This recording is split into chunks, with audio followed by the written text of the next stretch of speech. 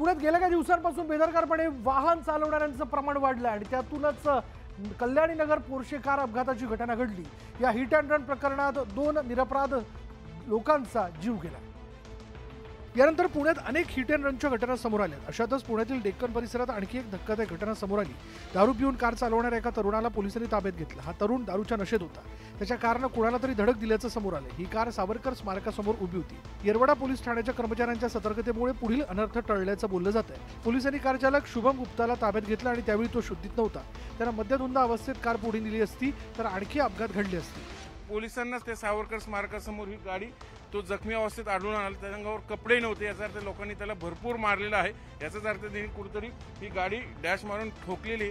या कारचा मूळ मालक कोण हे अद्याप स्पष्ट झालेलं नाही। या कारवर डॉक्टर असल्याचं स्टिकर आहे, त्यामुळे ही कार कुण्या डॉक्टरची आहे का अशी शंका व्यक्त केली जाते। पोलीस या प्रकरणाचा तपास करतात।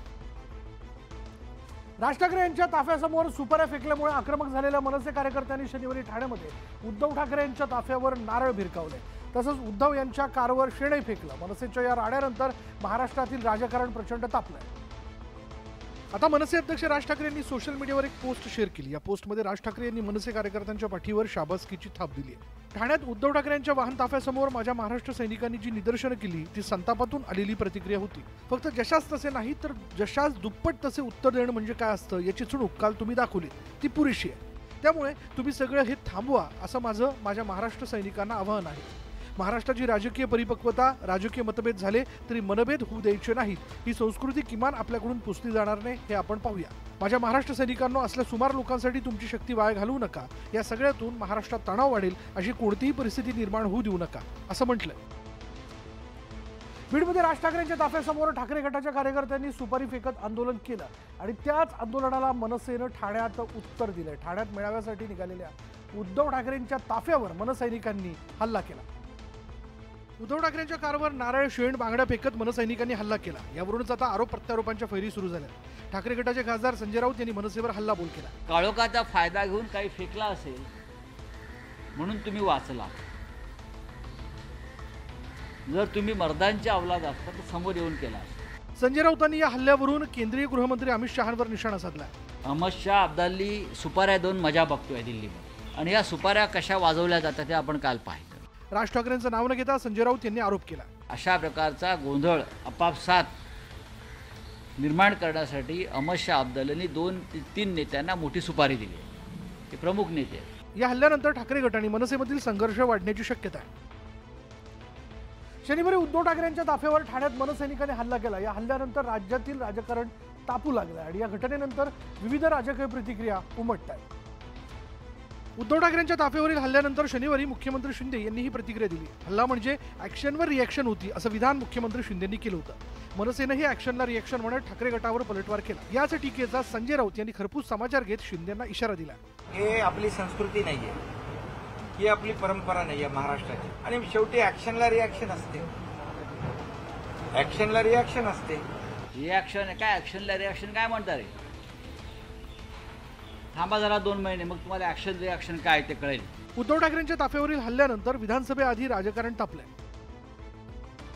ठाकरे गटाचे नेते आणि माजी मुख्यमंत्री उद्धव ठाकरे यांच्या वाहनावर शनिवारी शेण, बांगड्या आणि नारळ फेकत हल्ला करण्यात आला आणि या हल्ल्यानंतर ठाण्यातल्या मनसैनिकांवर गुन्हे दाखल करायची प्रक्रिया सुरू झाली। मात्र यावरून ठाकरे गट आणि मनसेमध्ये आरोप प्रत्यारोप सुरू झाले। शनिवारी झालेल्या हल्ल्यानंतर संजय राऊतांनी हल्लेखोर मनसैनिकांवर हल्लाबोल केला। यानंतर मनसेचे ठाण्यातील नेते अविनाश जाधव यांनी शनिवारी झालेल्या हल्ल्याची जबाबदारी स्वीकारली। तसंच त्यांनी ठाकरे गट आणि संजय राऊतांना चॅलेंज दिलं। नशीब त्यांचं काय ते समोर आले नाही आणि डरपोकांसारखे काळोखात लपून काहीतरी फेकत होते। तुम्हाला जे करायचं ते करा। तुम्ही माझ्या 1 कार्यालय फोडलं, मी तुमचे 2 फोडणार। तुम्ही माझ्या 2 लोकांना मारलं, मी तुमच्या 4 लोकांना मारणार। हे थांबणार नाही। संजय राऊतांनी हल्लेखोरांच्या कुटुंबियांचा उल्लेख करत निशाणा साधला होता आणि त्यालाही जाधव यांनी उत्तर दिलं। फेकाफेकीचे प्रयत्न करू नका। तुमच्या घरामध्ये तुमचे आईवडील वाट पाहतात, तुमची मुलं बाळं वाट पाहतात, तुमची पत्नी वाट पाहते। तुमच्या घरात पण मुलं बाळं आहेत, तुमच्या घरात पण मुलं बाळं आहेत। पारिवारिक तुम्ही पारिवारिक जाऊ नका।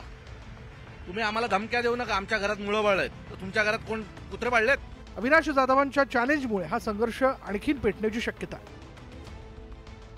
विधानसभा निवडणुकांच्या तोंडावर राज्याचं राजकारण तापलंय। बीडमध्ये राज ठाकरेंच्या ताफ्यावर सुपारी फेकण्यात आली आणि त्यानंतर त्याचे पडसाद शनिवारी ठाण्यात उमटले।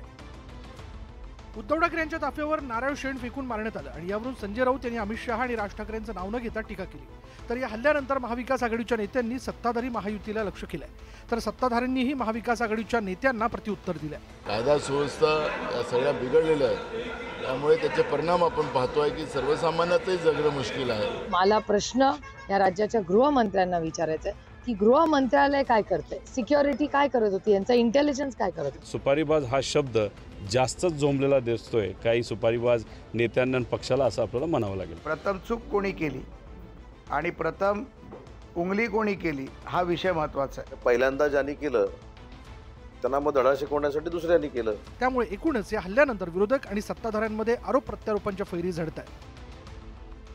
ठाण्यातील मेळाव्याआधी उद्धव ठाकरे यांच्या कारवर मनसैनिकांनी शेण फेकलं होतं, तसंच ठाकरे यांच्या ताफ्यातील काही वाहनांवर मनसेच्या कार्यकर्त्यांनी नारळ फेकून मारलं होतं।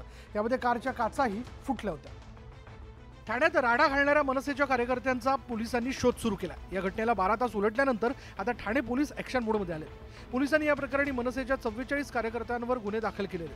ठाकरे यांच्या ताफ्यावर हल्ला करण्यासाठी मनसैनिकांना प्रवृत्त केल्याप्रकरणी मनसे ठाणे जिल्हा प्रमुख अविनाश जाधव हे मुख्य आरोपी आहेत। पोलिसांनी 2 वेगवेगळे FIR दाखल केलेत, ज्यामध्ये 44 जणांवर भारतीय न्याय संहितेनुसार गुन्हे दाखल करण्यात आले।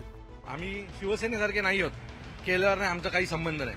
आमचा संबंध आहे, आमचे हात पाय डोके सगळं आहे त्याच्यामध्ये। पोलिसांना विनंती आहे, त्यांना आमची जी काही मदत लागेल ते आम्ही करायला तयार आहोत। आमच्या नेत्यावर जर कोणी हात टाकत असेल तर आम्ही गप्प बसणार नाही। पोलिसांनी मनसेच्या 44 कार्यकर्त्यांवर गुन्हे दाखल केले असले तरी हे सर्व गुन्हे जामीनपात्र आहेत, त्यामुळे मनसैनिकांवर गंभीर कारवाई होण्याची शक्यता कमी आहे।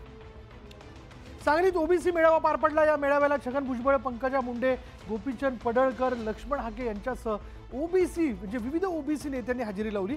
या मेळाव्यात मंत्री भुजबळांनी तडाखेबाज भाषण केलं। मराठ्यांना ओबीसी मधून आरक्षण देणं अशक्य असल्याचं भुजबळांनी ठणकावलं।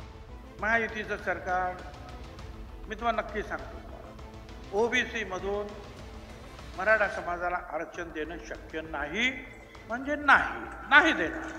महाविकास आघाडीच्या नेत्यांनाही जाब विचारा असंही भुजबळांनी म्हटलंय। मला ओबीसी म्हणून आरक्षण पाहिजे मराठा समाजाला, विचारा शरद पवार साहेबांना, विचारा उद्धवरावजी ठाकरे यांना, विचारा ना काँग्रेस पक्षाच्या पुढाऱ्यांना।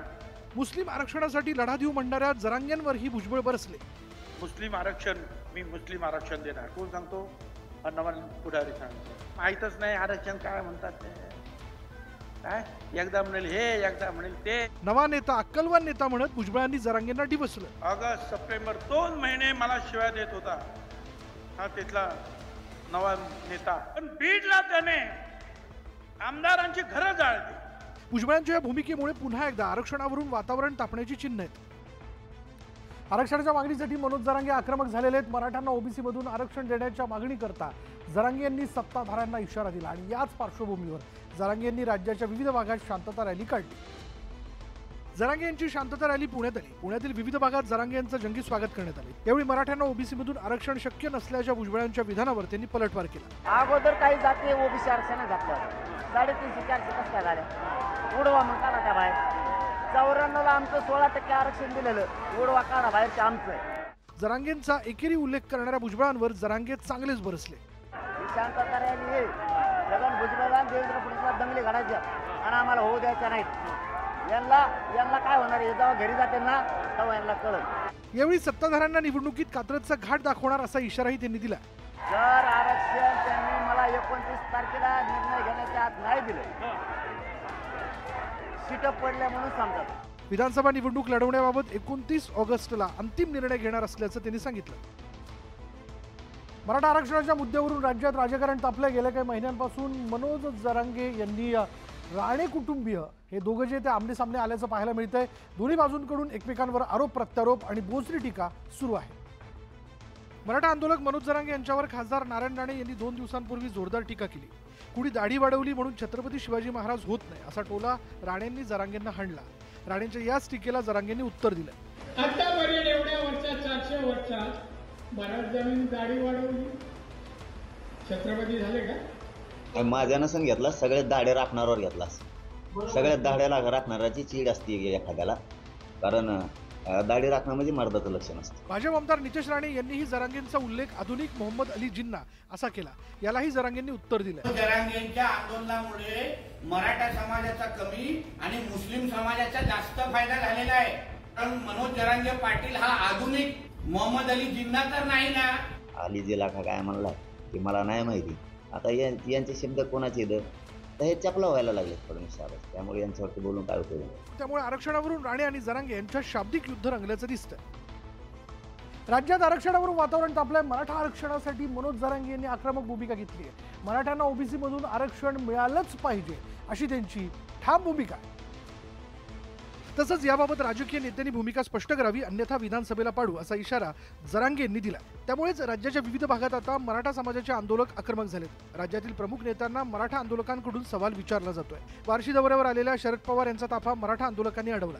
टेंभुर्णी कुर्डुवाडी रस्त्यावर पवारांच्या ताफ्यासमोर आंदोलकांनी घोषणाबाजी केली. मराठा आरक्षणाबाबत भूमिका स्पष्ट करण्याची आंदोलकांनी मागणी केली.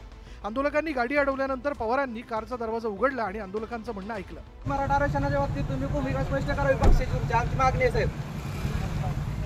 पाठिंबा आहे साहेब, तुम्ही पाठिंबाच आहे म्हणता येईल. भाजप खासदार अशोक चव्हाण यांनाही मराठा आंदोलकांनी आरक्षणाबाबत जाब विचारला. मी बोला सर, तुम्ही आज वरील केंद्रामध्ये राज्यसभेवर खासदार आहात. आम्हाला जर रिजर्वेशन भेटलं नाही तर आम्ही खंबीरपणे तुमच्या सोबत नाही.